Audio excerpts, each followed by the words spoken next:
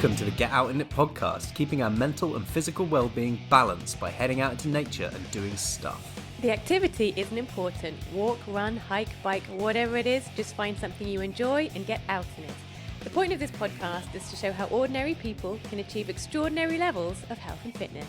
Out here, we'll share informal, inclusive advice for anyone trying to improve their mental and physical well-being, based on our own experiences and professional knowledge from our special guests. So let's lace up and get out in it.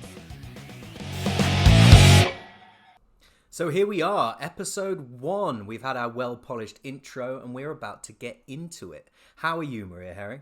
Very well, thanks very much. I had a really nice one yesterday. I had some good sleep last night. I am well up for a hike and a chat. Hike and a chat. I think that's what we should do. We've done a fair amount of hiking and chatting this week. But This is the first time we've recorded it for this new podcast. I think we'll start by telling everybody where we are. I know that I'm in France because I'm stood next to you, and you know that too. But where in the world are we? We are in the Mont d'Or in France, which is not too far from the Alps. Actually, from my living room window, we can see Mont Blanc on a nice sunny day, which it is not today. But it's a really lovely part of France. It's very hilly. There are some epic trails for running and hiking. And we've done some running this week, haven't we, so far? And quite a lot of running last week. But I'm also over in France because it was my birthday on Monday. It was your birthday. So we went for a savage run Monday morning. You took us up to Montou in the Mont d'Or, and then in the afternoon went to the cinema for a double feature. So I got to geek out to Dungeons and Dragons, followed by John Wick 4. What a day that was! It was some good filmage. Although it's quite ironic that for your birthday you wanted to stay indoors the whole day and just watch movies. It's not something I get to do very often, but I think we should start the podcast by probably, being that we're talking about the outdoors and this is all about movement and getting out in it, we should probably talk about how much of that we have both done over the last few weeks. Okay, it's going to be a long list. So yeah, let's get into how much movement and how much training, how much exercise and getting out in it we have both done over the last week or so. Now, normally when this podcast comes out on the Monday, we'll talk about the previous week. But because we had quite an interesting week the week before the previous week, where we both did a run challenge on Garmin, where we were competing for who could run the most kilometers, which I'm not recommending that everybody just jumps into that with one of their friends and starts like piling up the kilometer after kilometer. These things need to be done incrementally. Mm-hmm. Especially if you're the one who set up the challenge thinking that you would win and then you get beaten. Yeah, I know. I know. That must have stung. You got cocky early and I thought I'd completed my comeback. I really did. Basically, the week started, it was a Monday to Sunday challenge. I went and ran 30 kilometres on the Monday just to lay down a marker. Mm-hmm. I only did 25. But you actually managed to do 20. I was expecting less. I really thought you were going to ping out 20 and I'd have a 10k advantage. Yeah. But then, because I was in Devon and you were in France, the weather in Devon turned and I wasn't feeling it on those stormy days. And there were trees blowing about and I had to have a day off on the Wednesday. So you got a 7-kilometre advantage on me, didn't you, by the middle of the week? Because I did a double run day. I was sneaky. I told you I was only going to do 10k in the morning, which I did do, which Garmin showed, and you were like, okay, she's only done 10k. And then when I finished work, I snuck out and did a second run of the day. This is true. And I got back from my one run of the day, thinking I'd be a kilometre up on you, refreshed it and I was a kilometre up on you, but only for about 5 minutes, because 5 minutes later you refreshed at your end, added your run, and I was down on you, which was annoying. But then I had to travel on the Friday to come over to France. It was looking like it was game over for me because you put another run in that day and you had this 7-kilometre advantage that we were maintaining, but then you had to do some work on the Saturday and I snuck up while you were doing this lesson and went and ran 15 kilometres and I thought it was done. I thought it was a done deal. I was 8k up. It was an unexpected day job intrusion on Saturday morning, which I couldn't get out of, so I had to do that. So you went out and ran for a couple of hours, and that was very, very annoying. And I did lose my advantage by 7 and a bit Ks, I think. Yeah, the pendulum swung the other way symmetrically. I had 7k on it. Because I was 7k up, you ran 17 Ks while I was working that morning. 15. And then we came back home and then I snuck out for a run while you were cooking and ran 8Ks and pushed my lead to just over 1K. But then you came back and it was early evening and I think you banned me from running. You were like, "It's Absolutely. over. Yeah, Yeah. no, there's no more running allowed today." Absolutely, yeah. Yeah. So I was out the game. But I mean, if I'm honest, that 15 kilometers I did while you were teaching, I was running around a neighborhood I'd never been to before because I dropped you to your lesson, and I almost got eaten by 2 Rottweilers. So there was genuine fear at one point that I was gonna. That was it for me. This was going to be my death of dog, because they surrounded me and they were not happy. Did you call them? Did you say Rottweilers? Rottweilers. Rottweilers.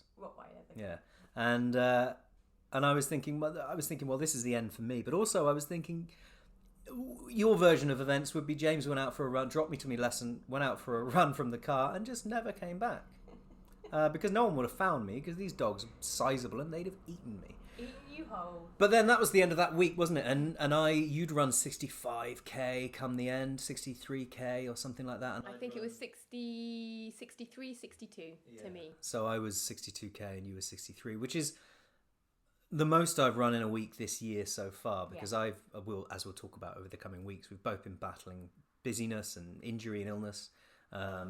You've been battling injury. I don't get ill and I don't get injured. Me more than you. But so far this week, I've been in France over here, and we've just been running in a sociable, non-structured way after our competitive week last week, and just enjoying being together and being able to get out in it with some company, which is not something I do very often, because I live in the middle of nowhere in Devon, so I don't often get many people to run with. So it's just been nice to be getting out in it. We ran 15k yesterday, didn't we? Yeah, it was really lovely along the River Saône, which is also just outside my house. I got forest one side, river the other side. It's perfect. So yeah, I think, but don't be hearing these tales of long runs and competitive competitions don't take it to heart, because whatever stage you're at, as long as you're getting outside and doing some walking and doing some trekking, movement's the key to it all. It is. And then later on, once you've built a good base, then you get competitive and beat all your friends. Yes. And then if you think that they have got time for an extra run at the end of the week, ban them from going out, because they're a guest in your house and they have to do what you say. But I think that's covered our sort of 2 weeks of movement quite well. How about we lace up our trail shoes and go for a hike and talk through all things us, this podcast, what we're going to do, what it's going to be, and just enjoy some outside together. Yeah, let's do it. Let's get personal. Let's get down and dirty. Let's do it. So here we are. We've laced up. We're outside, and we're going to hike to the top of Mont 2 in the Mont d'Or. So Maria Herring, we've launched a podcast and health brand to build a community and run health and fitness camps in the French countryside. We better tell everyone who we are, where we come from. You up for it? I'm totally up for it. So I think, being that you're a metric fuck ton older than me, I think we need more time to cover the ground behind you than the ground in front of you. So I think I'll start by asking you a couple of questions. Okay, thanks. So I know how active you are now, and as do some of the listeners, because they've heard us talk about our run challenges and the volume you put out. But was it always been this way? Were you an active child / teenager? No, I wasn't an active kid. I was very bookish. I loved science fiction and fantasy books. I still do. But back then, all I wanted to do was read books. But I did do you remember those adventure game books? Choose Your Own Adventure. Choose Your Own I had loads of those. Adventure. I had stacks of those. So while I was reading those, I would take those out to my garden and play the adventure out in my garden. You've always had an active mind, eh? Yeah, maybe that counts. That counts as activity. I also did PE at school, Natch. But then when I was a teenager, no, not very active as a teenager. Struggled for many, many years with an eating disorder. So that put paid to any PE and sports I could do in school and out of. So yeah, mental and physical health issues in my teenage years, not very active. And did, when you were at school and you had this eating disorder and you had to have some time out, and you say that they stopped you doing exercise when you went back to school, was that a product of its time? Because back then, it was just a clear-cut fact. They assumed your body couldn't cope with exercise. They stopped you being active because that was the easiest way for them to prevent anything dangerous happening. Do you think nowadays, with everything that we know about the benefits of activity and movement, they might have handled that in a slightly different way? Possibly. So we're going back to the 90s when I was a teenager and I had this eating disorder. It might be different now, but I think the thing is, when you have a chronic eating disorder the way I did, and I was superbly underweight at that time. I think it was a safety thing. Yeah, Very much so. simply press the stop button. Yes, and I think they'd probably do the same today until patients get to a healthy weight where they can maintain, or they can at least walk without falling down. So obviously then you moved from your teenage years into your 20s, and we met in our 20s. We did. And I can remember there wasn't a huge amount of exercise or outdoor activity going on in those years. No, not so much. I mean, my 20s were, looking back now, I feel like they were a fairly dark decade for me. The mental and physical health issues I had from my teenage years kind of carried through. I hadn't resolved the root issue of my eating disorder, and it morphed into, I'm going to say, substance abuse. That's what it was. And that's all I wanted to do. I just wanted to, get into those substances, escape from the real world, and it wasn't healthy. But during all that time, have you always enjoyed the outdoors? Okay, so the outdoors is something completely different. Like now, today, I'm a science fiction and fantasy writer. Back since I remember reading my first book, I've always loved fantasy and science fiction. I low-key believe I'm an elf. So I've always loved being around trees. So even though as a kid, and not so much a teen, but as a 20-something, I wasn't doing sports, I did love being outdoors surrounded by trees. And that carries on today. Oh my God, yes. Have you always benefited from the sort of mental health benefits of being benefited from the mental health benefits? I'm not sure that makes a huge amount of sense. There's probably additional words I could use, better words. I'm sitting next to a writer. Have you always gained some benefit mentally from being outside?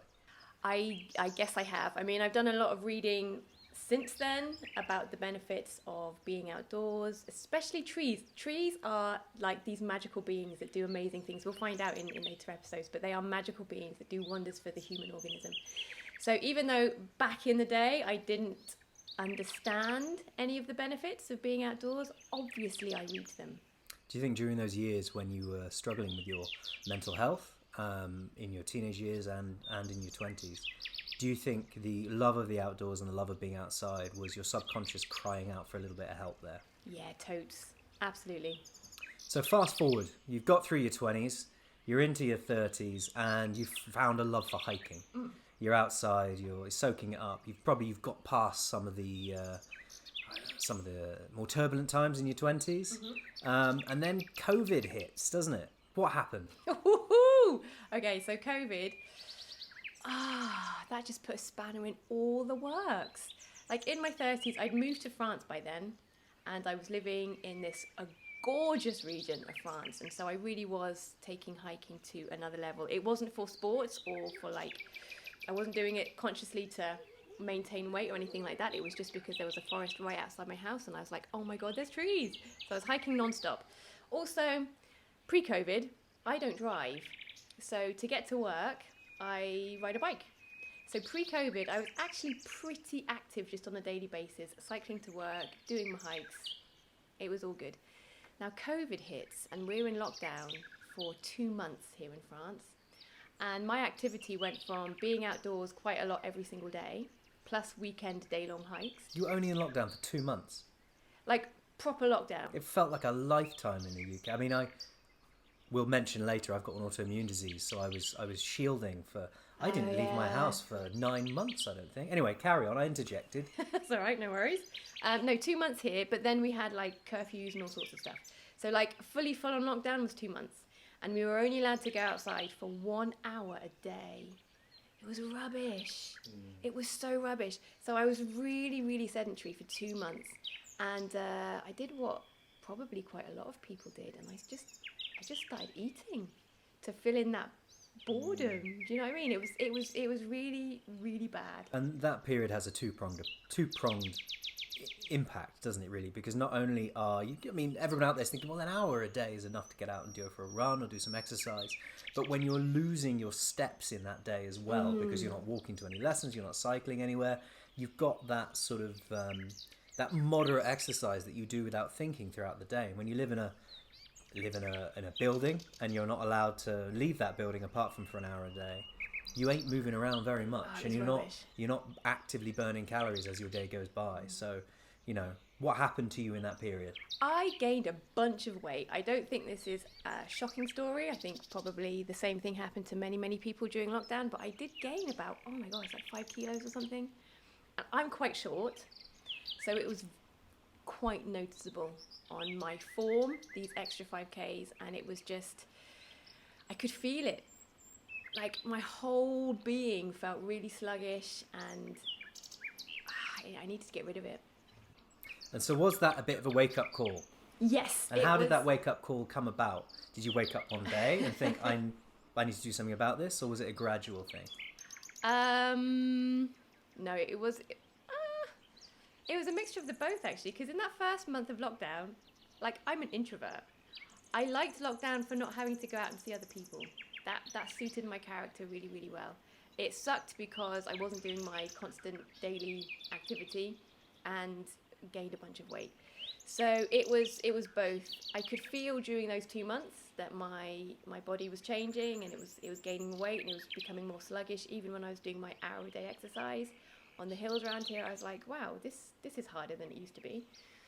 And then when we kind of came out into this brand new world, because it was a really nice spring as well that year, beautiful spring. When we came out into the pre-summer in May, I was like, oof, gotta do something. What was this, May 21? Yeah, something like that, mid-May, something like that. But a friend of mine who is also a sports coach over here, he, because of all of the lockdown things and people, you know, gaining weight and stuff, he launched this really, really cool initiative called Energia, where, you know, he coaches people to do fitness, cardio fitness, body weight training, all that kind of stuff, but outdoors in local parks and stuff, and nature reserves and everything, and it was brilliant. So I joined that, and I was doing 1 class a week. Very, very quickly that became 2 classes and then 3 classes. But the very, very first class I did with him, it was bad. I almost threw up. It was such hard work. It doesn't sound like you pushed hard enough. Almost, the word almost in there. I don't appreciate that word. It was really, really, really bad. And I was like, oh my God, this is quite severe. It was like an hour of cardio. And before, that would have been nothing. Do you know what I mean? But oof. So you'd found activity and exercise, and you'd found a place to do it in a social outdoor environment with other people who were in a similar boat. How long did it take you to start to see improvements in yourself, both physically and mentally? It actually came quite quickly, I think. A couple of months into these exercise classes, my fitness levels came back quite quickly, and I think it's because I had a fairly good base because of all of my cycling and hiking around here. So that wasn't too bad, but then quite quickly, 3 classes a week wasn't enough. And I was doing a lot more hiking because also at that time we were still quite limited to what we could do work-wise and stuff. So I still had a lot more free time than I normally did pre-COVID. So I was finding other things to do. I was taking my bike out on long pleasure rides around the Mont d'Or, doing some crazy long hikes, as well as these fitness classes. So I found myself searching for more and more ways to be outdoors and doing more activity. And then I came over, didn't I, in July 2021, and we went out for a nice long hike. Now, we've known each other for years. We've known each other almost 20 years now. And so we were talking about, you know, times gone by, the past, exercise, COVID, and you were telling me how much you were enjoying these fitness classes, and you were saying that, you know, you wanted to find more time to do exercise. You wanted to try different things. You weren't quite sure where to go with it. And I made a throwaway comment that I think your mindset, who you are, and the things that you've been through in your life to lead you to this point, you would suit ultramarathon running. Now, you obviously knew all about ultramarathon running at this point, didn't you? I did. I was like, that's a phrase I know. I had no idea what you meant. I mean, I quite liked the word ultra. I was thinking, that sounds like a superhero thing. That sounded quite interesting. And then it turns out as well that it's very popular around here. I've been living in the Mont d'Or for hundreds of years, and I'd never even heard of the word trailer, as in trail running before, which is quite funny because since I've started doing it, around here does it. Like literally everyone. It's strange when you're living in a place and you don't notice something, and then as soon as somebody brings it to your attention, it's fucking everywhere. Absolutely everywhere. But we finished that hike that day, me saying, you know what, I think an ultra marathon would suit you, and we decided the next day to go for a little 5k run together. We did, because that day we hiked 36 Ks. I took you on the massive circuit of all of the Mont d'Or, and it was really, really nice. And I was intrigued by this notion of ultra running, but I wasn't intrigued by the running. Had you ever been for a run before? Not if I could help it. Actually, I did this thing back in my 20s when I was at work. It's my dark decade in my 20s, and I was working for this company. I don't know what it was even called, but we had to do this thing. We had to do a 3k fun run for charity. Now, back in those days, I used to smoke like 1 or 2 packs of cigarettes a day. I would drink as much as possible, and then every single weekend I would find a club and go raving. Like for the entire weekend, I'd lose 48 hours just going raving. So I had to sign up for this work fun run because I had to, and I did it, and like literally nearly died. It was so bad. It was 3Ks. It took me about 1,000 years to finish, and I nearly died. And so your fitness had moved on from those days, even though you hadn't started running at this point. Yeah. And so we went for a nice, gentle 5k run the next day. We did. And I think you enjoyed it. You didn't quite get the post-run euphoric high that some runners do get. But I think you then decided to go for another run after I'd left. And that was the day that you rang me and you were like, oh my God, I feel so good. I feel so good. This dopamine hit is fantastic. So tell me about that. Okay, so the first run that we did, it was nice. It was on all trails I know, because this is the thing. I've been living here for so long and I've been hiking these trails for so many years. I know these woods really, really well. And that first 5k, it was just like a slightly faster hike. And I was genuinely surprised at the...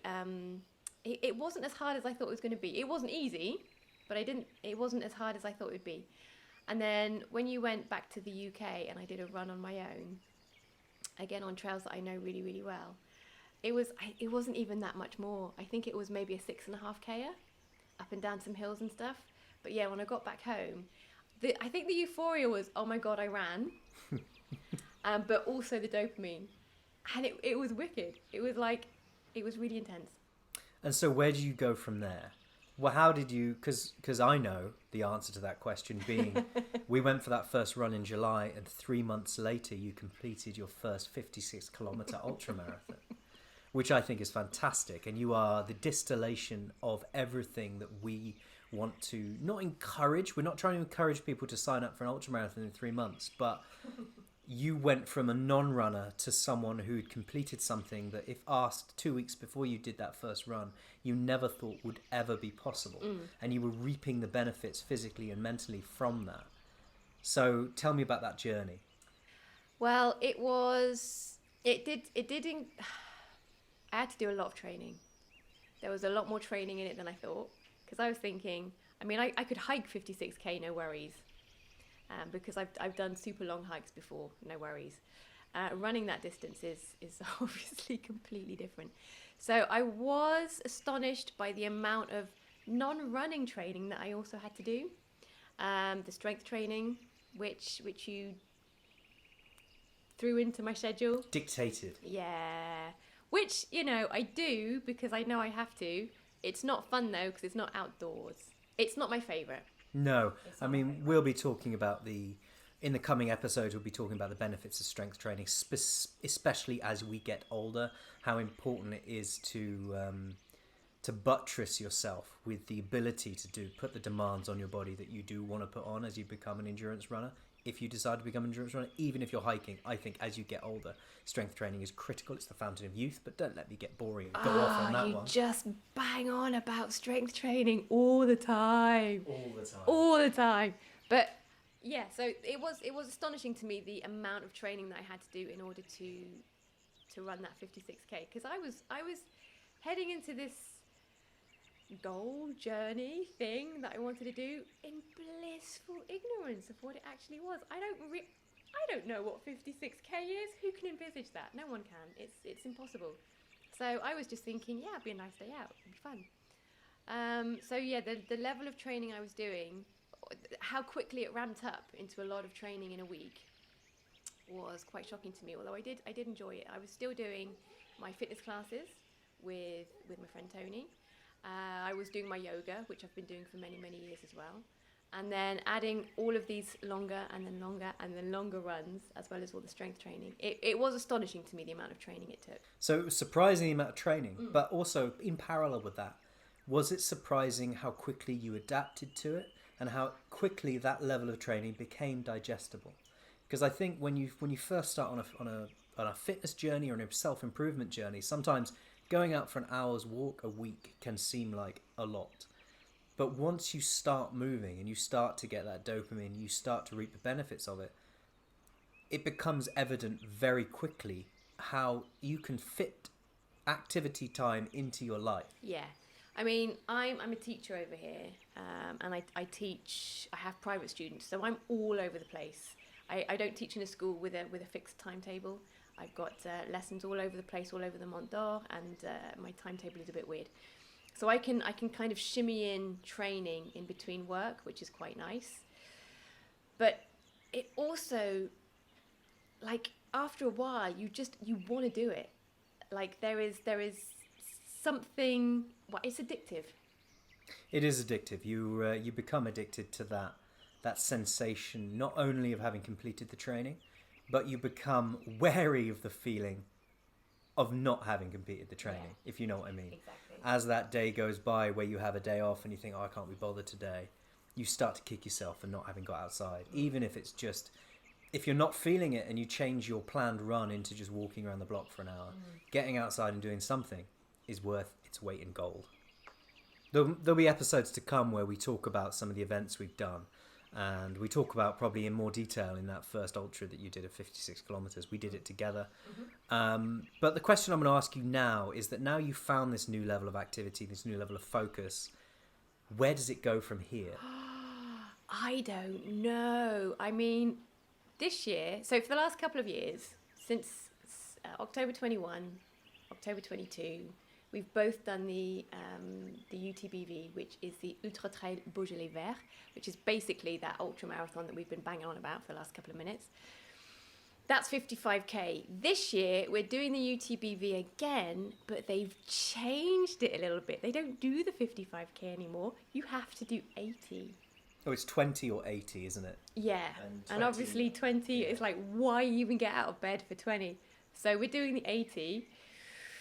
So we're training for that, so that's going to be fun. I'm excited to see if I can, add 25Ks to 55 and still complete the course. I think that's going to be really exciting. The darkness scares me. We'll be starting in the dark. We'll be starting in the dark. I fear my ankles. I'm liable to fall over. And so I'll just break something and then you'll have to be able to helicopter me out of there and you'll carry on. I'll carry on, yeah, because I still want to finish. I don't ever want to see DNF next to my name. Don't want to see it. Anyway, so there's that coming up this year, which I'm really, really excited about. But I want to run 100Ks. Next year. Yeah. And then we're going to do 100 miles somewhere in the world on my 40th birthday year, which is in 2025. And I think that needs to be somewhere epic, like, I don't know, the Grand Canyon or across the outback in Australia. It has to be somewhere epic. Okay, it must be my turn now to ask you some questions, because I've been talking for fucking ages. Just be warned, I am incredibly boring. So my answers, I will waffle and I will go on and on about Fountain of Youths and contracts with life. Strength training. It's all right. I will. I'll trip you on the trails if you start to waffle too much. Okay, so what is, James Bale, the worst race you ever did? That's an interesting question. I think I can package the worst race I've ever done along with what might be the greatest achievement I've ever managed to put out there, all in the same race. Because I think, Fascinating. yeah, I've been doing triathlon since 1999, so this was some time ago. I was 13 when I started, and so I've done loads and loads of races, and I've done loads of Ironman and half Ironman and long course racing and adventure racing and endurance racing. But I think the worst race experience I've ever had was Bahrain 70.3 2019, because I just spent a month in hospital fighting an autoimmune disease, which I have, and it has quite an impact on my life. And it sort of peaked at its worst that year. And I'd come back from racing the Alpe d'Huez long course in August, and then I'd just got worse and worse, and I'd ended up in hospital for a month on a drip with steroid injections every 3 hours. And whilst I was in hospital, there was a chance they were going to have to give me a colostomy bag, which I didn't. I had a little micro internal breakdown about that. I wasn't into it for multiple reasons. It's not a fun thing to have to stare down the barrel of. But luckily, the drugs they gave me managed to dodge that bullet. And so while I was in hospital, I said, look, if I get out of this, I'm just going to register for the first race I can find to prove I can still do it, because I was having sort of a massive crisis of confidence about what my future held when it comes to generally being able to live the life I was used to living, let alone racing. So once I realised the drugs they were giving me were working, I registered for Bahrain 70.3, which was 3 weeks after I left hospital. Mental. I had gained 10 kilograms in hospital due to holding on to my body, holding on to water, but also being inactive throughout that time, not being very well. And I flew over to Bahrain and I did the race, and it was an absolute struggle from start to finish. I felt terrible. I was untrained, I was overweight, I'd been in hospital lying on my back for 4 weeks, and I finished the race, and I managed to do the race in 4 hours 59 minutes. So it was a sub 5 hour race. Is that good for a half Ironman? It was good enough for me at that point. My best time for a half Ironman is more in the 4:30s, so it wasn't as quick as I was used to going, but I managed to get through it. But some of those race photos, I'm not looking my very best. But I also think, as I said at the start of this answer, which is, God, I'm going on. You are waffling. I'm about to trip you. I also think that was probably one of the greatest achievements of my racing life, was to get out of... it's not something I'd encourage. I always think people should take care and be careful. But crossing that finishing line and proving to myself that I could still do it was a big moment in my life. It's a hell of a comeback. Everyone loves a comeback. Okay, so we're going to go straight from the worst race to the worst injury, because listeners will find out over the course of this podcast that James Bale is always sick and always injured. So what is the worst injury that you've ever had? The worst injury I've ever had, I actually had in parallel with a very close friend of mine and a fellow podcaster on my other podcast. We both got a hamstring tendinopathy at the same time. That sounds gross. What is that? Is basically where there's kind of an inflammation of where your hamstring meets your glute and the pain moves around and it sneaks up on you. Initially you think, oh, that's just running pain, and it builds and builds and builds, and then boom, you've got a hamstring tendinopathy.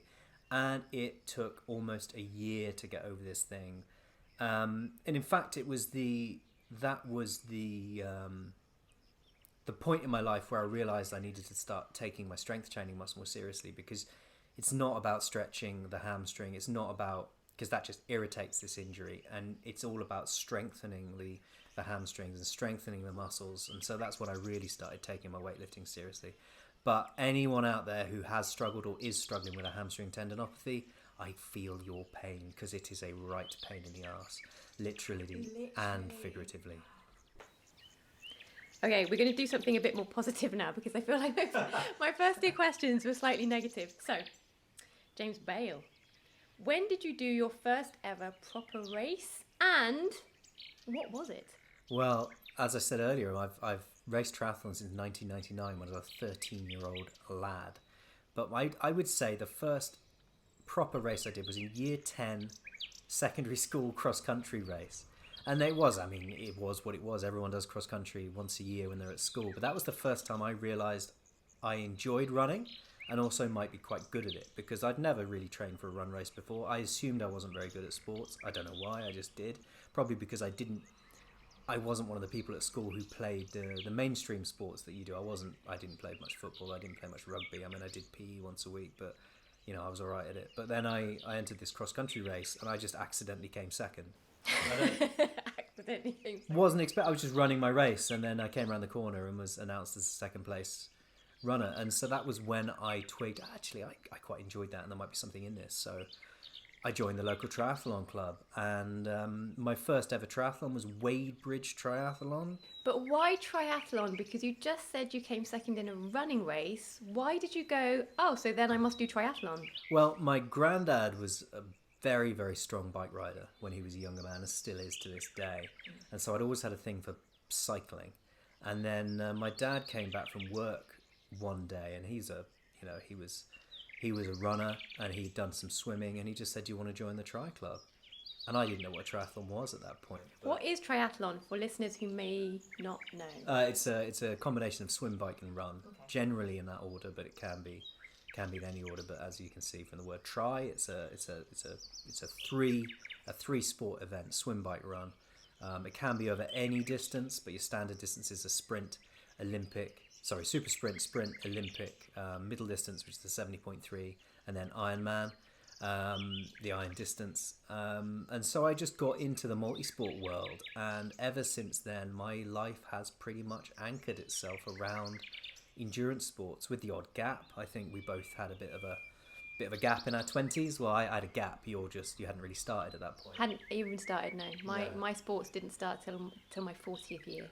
No, so a bit of time off in my 20s when I was at uni, where I didn't really take training that seriously, but I did the odd marathon here and there, but I wasn't committed day in, day out as I was. But I've always loved training, I've always loved exercise, I've always known the benefits of it on my personality, because if I do not get to do my exercise, I'm a very miserable man. And so I know how important it is to keep myself happy, that I am constantly moving or aiming for something. Okay, next question, James Bale. Are you ready for this? This is a toughie. How come you don't have pets? Yeah, well, I mean, I grew up on a sheep farm in North Devon, so I've spent a lot of time around animals.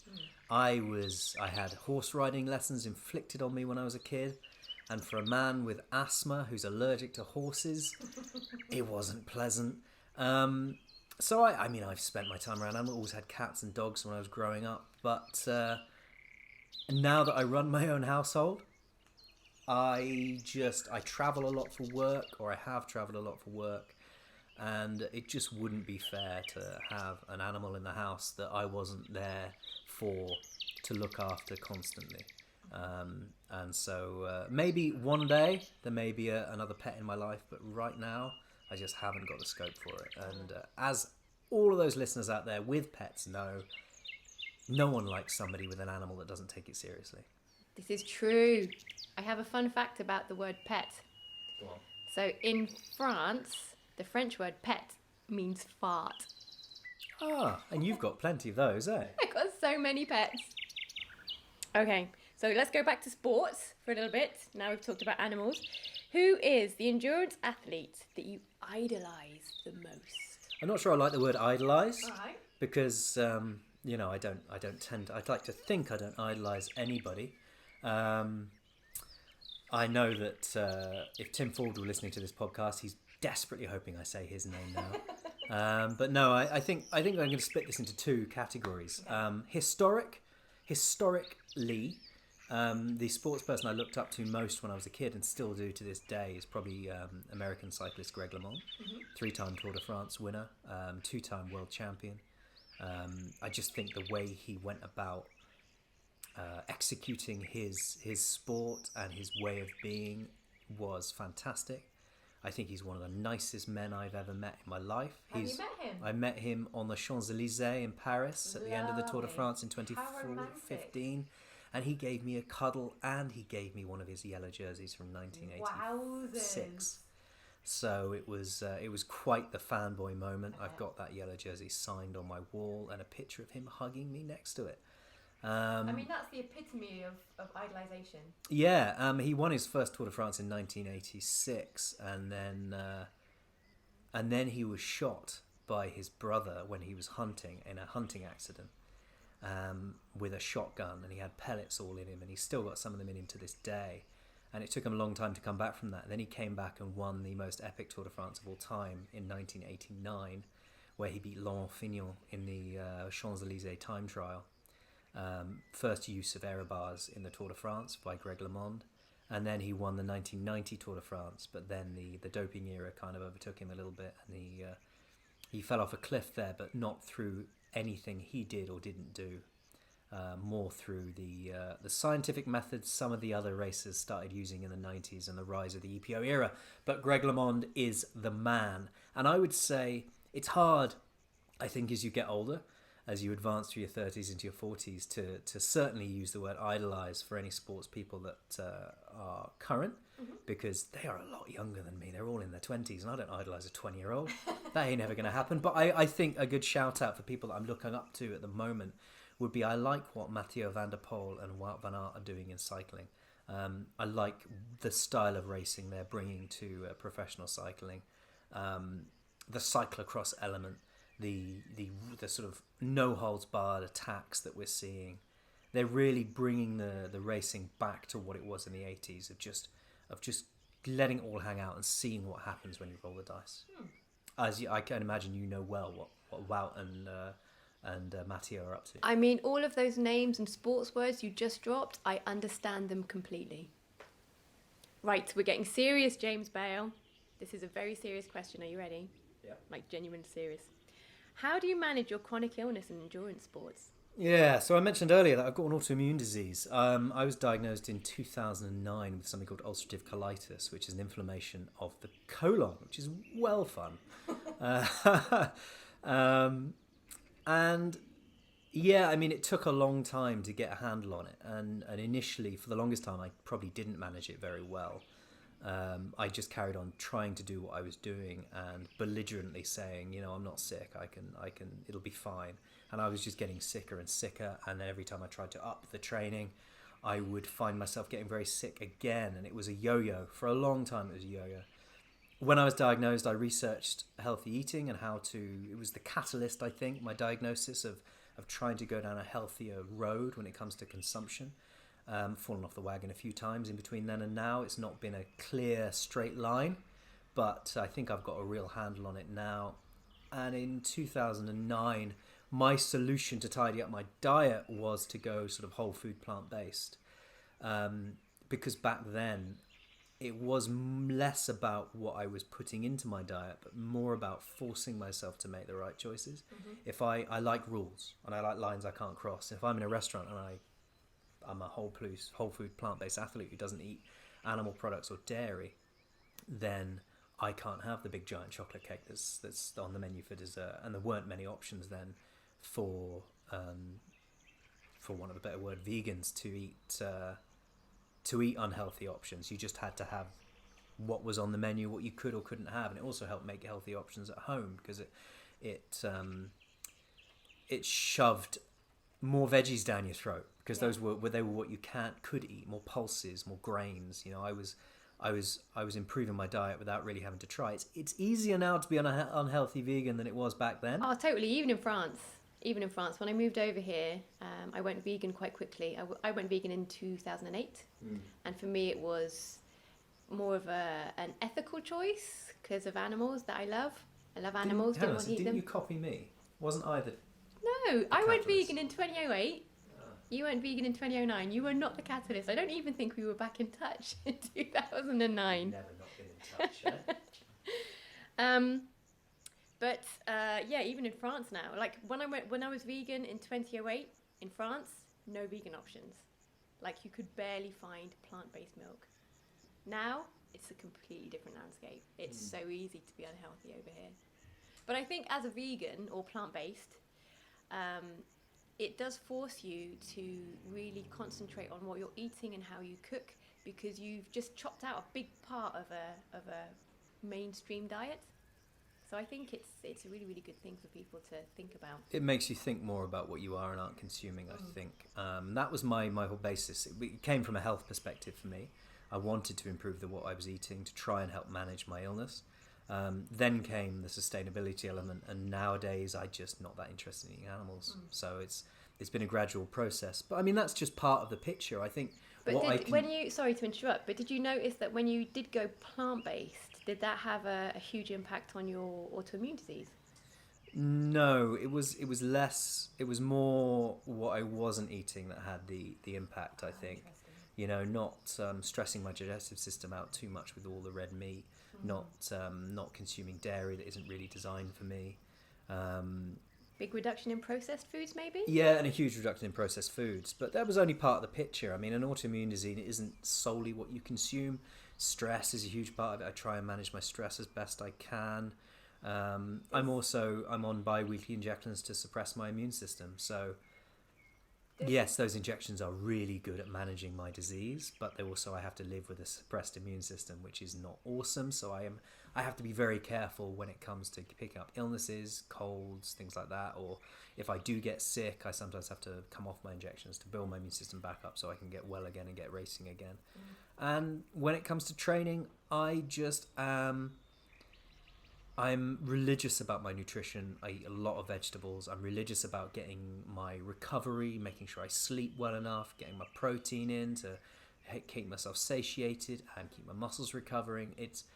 I would say I'm a better athlete and a better trainer of athletes, being that I do have the illness I do, because it's made me a lot more in touch with my own body and the needs and spectrum of people out there. But you said that you try and manage your stress levels because of your autoimmune disease. Does endurance sports then not stress your organism? That's a physical stress though, isn't it? I'm talking about, I try and compartmentalize things I worry about and not worry about them all the time. If I've got something that I'm concerned about, I'll think, right, that's a problem that needs to be solved. It's a problem that needs to be solved either now or in the future, rather than allowing it to constantly press on my brain. Yes, endurance sports stresses the human organism a fair amount, but that's why we train, and that's why we prepare ourselves for these things, and that's why we listen to our bodies. And if you need a day off, you take a day off, and if you don't, you don't. There's a difference between not feeling like going out and running and actually feeling like you need to not go and run today because you need more time to recover. And that is something that I've become very in tune with, because I know my own body intimately. I feel like we need something a little lighter now, because that was quite an intense personal question I just asked. James, what are your favourite running shoes? Well, I'm a big fan of running shoes. On the trail, I think the North Face Vective range is absolutely smashing it at the moment. For the longest time, North Face shoes were not the bollocks, but as of 2020, in their 2020 range they brought out, the Vectives are amazing, and they are pretty much all I run in at the moment when it comes to trails. I think they are. They suit my feet perfectly. They've got a very wide toe box. I've got like penguin-tile feet. So they've got a very wide toe box, and they've got just the right amount of cushioning for the way I run. On the road, I've got a big thing for the Nike Vaporfly. I think they're outstanding shoes to go fast in, and they were a trailblazer of their time. Other shoe companies, have come along and offered alternatives now, which may or may not be better. Some people think so, some people think not, like the Asics Metaspeed and the On Cloudboom Echo. Super shoes are a big thing at the moment. They're incredibly expensive, so people often have just a pair they use on race day with a bit of training just to get used to it. But yeah, I'll always have a special place in my heart for Vaporflies. Okay, I'm currently running in North Face. I noticed you didn't put Hoka on your list. Well, you did ask me what my favourite was, and I think right now North Face are up there, but Hoka are a good brand. They make very good food. They make very good shoes, and I've run in the Speed Goats many times. You've been a Speed Goat fan since the start, haven't you? Yeah. So there's your answer, Maria Herring. Okay, last question, because I feel like we're almost at the top of Mont 2, and we can probably stop talking in a minute. But last question. You coach fuck tons of peeps. What is the most common mistake that noobs always make when starting on a new training regimen? I mean, it's a well-trodden answer, this, and it's probably one you'll get from most coaches, but doing too much too soon. Comparing yourself to where you want to be as opposed to where you were yesterday, and then launching into a training plan that has no solid foundation and you get yourself injured. That, and also thinking that I want to be a runner, I've just got to do running. because certainly as we get older, in your 20 and teenage years and your 20s, you kind of bounce. You can kind of get away with a lot of things. But as you get into your 30s and you move up to your 40s, and then you get older and older from then, not understanding the importance of a solid strength training routine. I'm going to get it wrong. And every time you bang on about strength training, I'm going to bang that gong. We have to put a pound in the strength training box every time. Because, I mean, without question, buttressing your body with the ability to do the running you want to do. There's a difference between training a muscle and using a muscle. And in my mind, when you're running, you are using your muscles to run, and you're training your cardiovascular system. When you're strength training, you're training your muscles that you'll use to run, so they're there for you when you need them when you run. You put 1.5 times your body weight through your muscles every time you land when you're running. And that is not enough to strengthen them.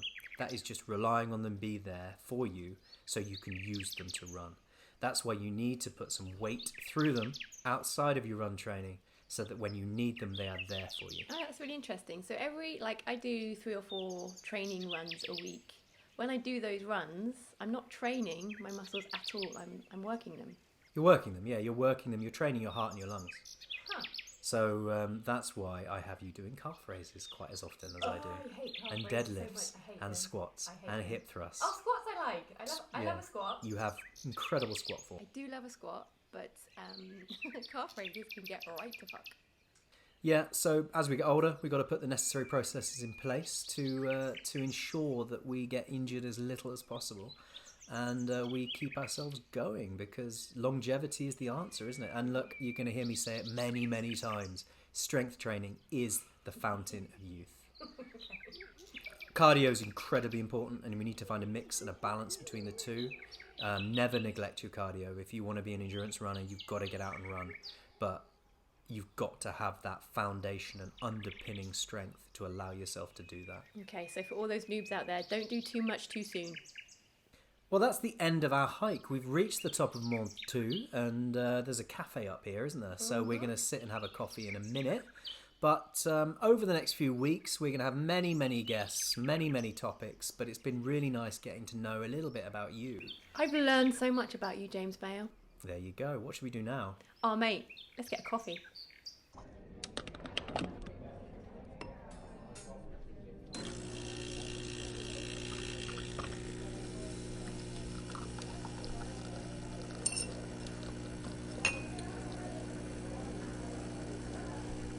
I love the sound of a coffee being made, and this is the section of the podcast that we're going to be calling the Weekly Roast. The weekly roast. So every week we're going to, because we're both coffee lovers, aren't we? We really do. So we're going to talk about a different coffee that we found or experienced. It doesn't even have to be a coffee. It could be a coffee experience. It could be a cafe that we've visited or frequent. And we're going to talk about it and bring a little bit of variation into your lives, because don't just buy the branded stuff in the supermarkets. There's a world of interesting coffee out there. And we are going to start with Cafe Moxa, which is in Lyon. Now, I can't pronounce where it is, so tell me where it is. So Cafe Moxa is at the Moxa Boutique at the Grand Hôtel Dieu in Bellecordière. How did you find this coffee, Maria Herring? I was given a packet of this coffee.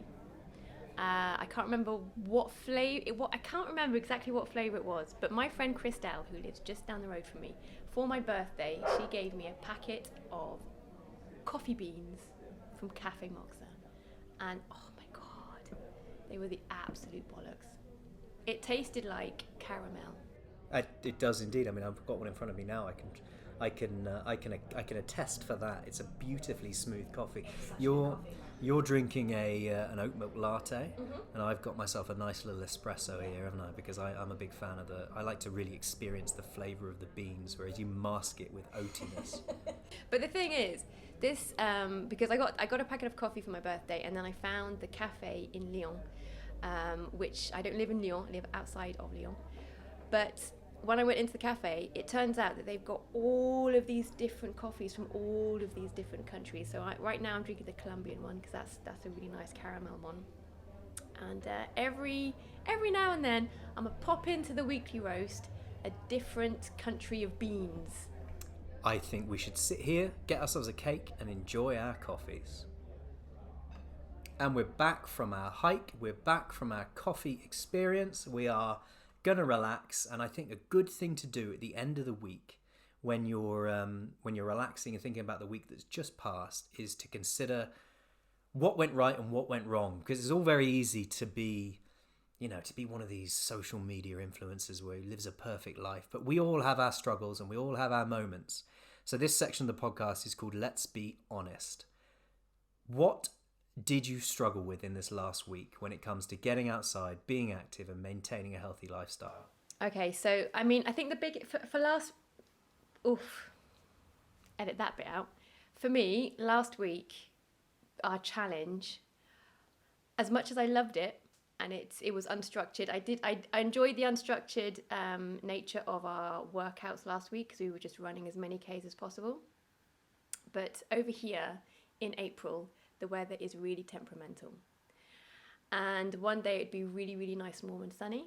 And I'd be thinking, hooray, the spring has come and all of my training is now going to be nice. And then the very next day it'd be cold and rainy. And I was like, I don't want to fucking go out when it's so cold.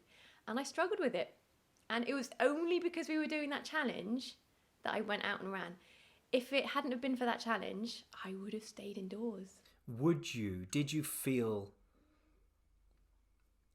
Did you know that you'd feel good after you'd been running? Did you manage to get yourself out the door and feel good? Or did you get back soaked and cold and think, I still wish I hadn't done that? No, I always do feel better after running. There's been a few times over the past couple of years that I've either had to call in a run because I was just feeling bad during, or I got home and thought, that wasn't worth it because it was a bit rubbish. But no, this week, challenge week, after every run, even though it was cold and damp on some of the days, I did come back feeling better. It was probably because I was seeing my Ks creep higher than yours, though that was probably why. But no, the weather for me was tough this week. Yeah, I think if I'm going to answer my own question as well, then I would say in challenge week, I struggled with, I can go out one day and run 30k and feel physically fine, bit tired, but physically fine. And then the next day I can try and go and run 5k and I'll have this weird knee pain or calf pain. And I know that, I'm in my late 30s now, so this is normal. And you've got to plan your training and plan your activity around recovery. But I struggled mentally with wanting to run more than my body would allow me to run, because I didn't just want to beat you. I wanted to break your spirit. But I couldn't put those, because if my body would have allowed me, I'd have run that 30k. The next day I'd have gone and run 20. And then I'd have gone and run 20 again, and I'd have just put it out of sight. But I couldn't. But you didn't, and you lost. Yeah, indeed. I couldn't physically do it. But, when you have those days where you don't feel good or your body isn't feeling great, it's too easy sometimes to hold on to that as that is the new norm. Whereas what you've got to do is allow yourself that bad day, or allow yourself that day where you don't train, draw a line under it, and the next day don't remember that as the norm. Because yesterday you got back from work and you suggested we go for a 15k run, and I felt like it was going to be horrible. I felt like I was going to be struggling, and I had a wonderful run. I really enjoyed it. Nice run. In the evening sunshine, my body felt alive. Normally I like to train in the morning, but this was an evening run, and it felt great. So just remember to compartmentalize the good and the bad, and don't ever just think that because you feel bad one day, you're going to feel bad the next. So we're in the final throes of our podcast. Now, what we're going to do now is at the end of every podcast, we're going to suggest a song each to add to your playlist. Now, we've taken the effort out of this for you because we've created the Get Out In It playlist on Spotify, which you can search on your Spotify account. So both of us will add a song to that each week, and you will start to get quite an eclectic mix of music. Because as you'll realise over the weeks as they go by, that my music taste is far superior to James Bale. I have an incredibly interesting and dynamic taste in music that varies from the from the interesting to the sublime. Oh my Whereas God. Maria Herring has a one-note taste in music, which just gets a bit samey. So what song are you going to add to the playlist this week to kick things off? Okay, so like we can always assume every single week that every single tune I pick is going to be an absolute banger. It's going to be an absolute banger. And it's going to be amazing to run to, so I don't need to keep repeating that every week. But the very first song that we're going to put in the Spotify playlist is Down with the Sickness by Disturbed. And I picked that, first of all, because it's like... Such a child of the noughties. Yeah, toast. Yeah. But it is such a good... genuinely, it's a really good tune to run to. And if I'm in the middle of a long run, or if I'm in the middle of a race, and I am lagging a little bit, the second I hear those drums, I get such an injection of energy. And it's so good for running, especially those long distances. It's a good song. Me and you have very different approaches to what music does to our runs, I think, because you like it to motivate you, whereas I like a sort of a more regular beat that's just carrying me through the run rather than having fits and spurts as I run along. I need the energy. I need the angry energy that heavy metal gives me so I can just keep running and running and running. Well, my choice this week is from my favourite film soundtrack of all time, which is... Is it The Lord of the Rings? It's not The Lord of the Rings. Mate. It's my favourite film soundtrack of all time comes from a Daniel Day-Lewis film from the 90s called The Last of the Mohicans. And the song I enjoy running to most off that soundtrack is Promontory. Say it properly for me. Promontory, thank you. I think it's I think anybody who feels like they want to have a run in the wilderness or the woods or the trails and you want to make yourself feel epic and stirred and lifted up, the Last of the Mohicans soundtrack is an excellent choice for that. And this track is brilliant. It's from my favourite scene in the film where they're running up the waterfall and they're chasing Magua. And what an ending. What an ending. If you haven't seen Last of the Mohicans, go watch it. And that is a wrap. The first podcast done. How was that for you, Maria Herring? It was a lot of fun. James Bale, this is the very first podcast I've ever done. You're a little bit of a veteran. This is my first ever one. It was fun. I think you added an extra syllable into the word veteran then, didn't you? Veteran? Veteran, you said? Veteran. Anyway, yes, what a pleasure it's been. Nice to have you along. Thanks. And many more to come. Bye. Thanks for hitting the trails with us this week. We'll meet you back here next Monday for more news, more views, more nature. All the links for our socials are in the show notes. Find and follow us on Facebook, Insta, YouTube and Twitter. You can subscribe to our newsletter from our website for all the latest updates and camp plans. You get a fun free gift when you sign up. Leave a review on your podcast app. It's really easy and really helps us out. And if you've got any friends who could do with getting out in it, then bring them along to next week's outdoor adventure. We'd love to have you all with us. Catch you next week. Cheerio.